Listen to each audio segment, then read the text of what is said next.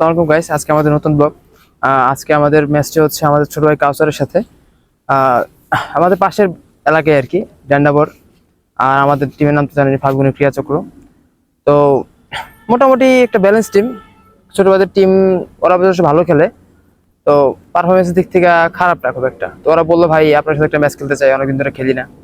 তো আজকে ম্যাচের আয়োজন করলাম ফ্রাইডেতে। এখন দেখা যাক ম্যাচ কে জিতে।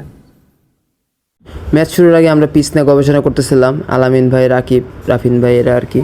শুরুর দিকে মনে হচ্ছিল দিনটি ভালো যাবে। টসে আমি জিতি এবং আমি ওপেনিংয়ে যাই, সাথে যাই হচ্ছে অপু ভাই। অপু ভাই আর আমি মিলে একটু ফাইজলাম দুষ্টুমি করতেছিলাম। স্ট্রাইকে যায় হচ্ছে অপু ভাই এবং নন স্ট্রাইকে যায় আমি। নন স্ট্রাইকে যাওয়ার পরে যখন আমি স্ট্রাইক করি তখন হচ্ছে আমি প্রথম বলে 6 মারি। আর এদিকে যখন আবার অপু ভাই স্ট্রাইক পায় তখন অপু ভাই গোল্ডেন ডাক মেরে পেভিলিয়নে ফিরে যায়। তখন আমি আর রাকিব মিলে ওপেনিং সাজাই, কিন্তু আমার কয়েকটি শিওর শট 6 মিস যাচ্ছিলো, যা আমার খুবই মেজাজ গরম হচ্ছিল। কিন্তু অপরদিকে রাকিব 6 মেরে আস্তে আস্তে আমার 6 ড্যামেজ পূরণ করছিল। কিন্তু রাকিবের শটগুলো মনে হচ্ছিল যে আজকে খুব একটা পাওয়ারফুল না, কিন্তু বাউন্ডারি পার হয়ে যাচ্ছে।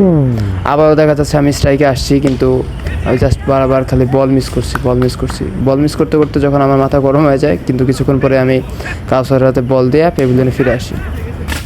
আমি আউট হওয়ার পর ক্রিজে নামে হচ্ছে আমাদের রাফিন ভাই প্রথম দিকে দেখে শুনে খেলছিল, কিন্তু আস্তে আস্তে যখন তার ব্যাট খোলে পরপর 6 মারা শুরু করে দেয় এবং রাফিন ভাই এবং রাকিব মিলে প্রায় 50-50 একটি পার্টনারশিপ করে ফেলে।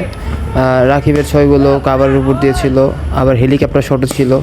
আর রাফিন ভাই ওনার ফেভারিট জোন লেগ সাইড এবং হচ্ছে পিছনে যে সাইডটা, দুই সাইডে বেশ ভালো খেলতে খেলতে একটা সময় রাফিন ভাই বোল্ড আউট হয়ে পেভিলিয়নে ফিরে আসে। কিন্তু অপর প্রান্তে আর কি ওয়ান ম্যান আর্মি হিসেবে আমাদের রাকিব ছিল। যা আমাদের দলের জন্য একটি গুরুত্বপূর্ণ ইনিংস বলে মনে করি। এদিকে রাকিব যখন মারে, আবার একটি বল হচ্ছে আমাদের জঙ্গলে যা পড়ে, মানে বাউন্ডারির বাইরে আর কি। আমরা সবাই মিলে বল খুঁজতেছিলাম। বিষয়টা আসলে খুবই প্যারাদায়ক। আমরা যারা মির্জা গোলামে খেলি কম বেশি জানি যে মির্জা গোলাম আউটফিল্ডের পাশে খুবই জঙ্গল, বল গেলে আমাদেরকে দেখে শুনে আনতে হয়। এদিকে বল খুঁজতে খুঁজতে রাকিব আউট হয়, যদিও রাকিবের আউটটি বিতর্ক ছিল, মানে আউট হয় নাই কিন্তু আম্পায়ার আউট দিয়ে দেয়। এদিকে হচ্ছে রাফি বেশ ভালো চালাচ্ছিল, রাকিব আউট হওয়ার পরে রাফি মনে হচ্ছিলো যে আজকে ও একাই খেলবে।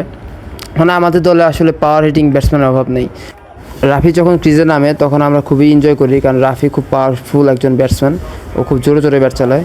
কিন্তু আলটিমেটলি রাফি যখন 60 ইনিংস করে ফেলে, আপন তাকে রান আউট করে পেভিলিয়নের পথ দেখায়।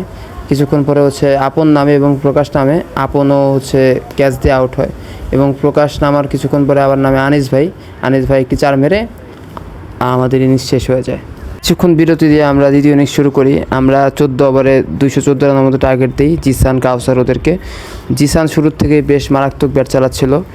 আর এদিকে তাদের সাথে একজন বাহাতি ব্যাটসম্যান আমাদের বেশ ভোগাচ্ছিল। বাহাতি ব্যাটসম্যান 3টা 6 মারার পর আউট হয়ে যায়। বাহাতি ব্যাটসম্যান আউট হওয়ার ডানহাতে একজন ভাই নামে, উনি একটা 6 মারতে যেয়ে হচ্ছে আমাদের মুন্না বল ধরতে যায় আমাদের সামনে, আউটফিল্ডের সামনে কাদা ছিল, কাদার মধ্যে পড়ে যায়। বিষয়টা খুবই হাস্যকর ছিল, কিন্তু তারপরে রিভেজ নেওয়া দেয় আমাদের মুন্না, বোল্ড আউট করে দেয়, ক্লিন বোল্ড। কিন্তু অপর দিক থেকে জিসান কোনোভাবে আউট হচ্ছিল না। জিসান একের পর এক 6 মেরে আমাদের হতাশ করতেছিল।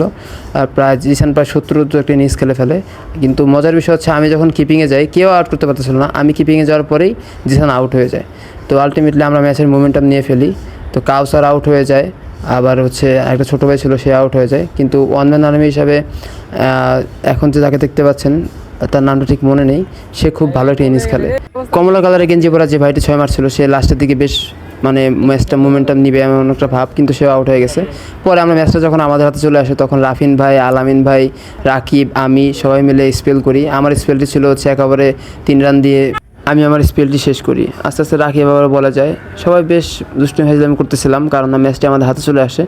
আলটিমেটলি আমরা প্রায় 60-70 রানের মতো ব্যবধান রেখে ম্যাচটি জিতি। তো আজকের মতো ব্লগ এই পর্যন্তই। নেক্সট ব্লগে ইনশাআল্লাহ দেখা হবে। সবাইকে আল্লাহ হাফেজ।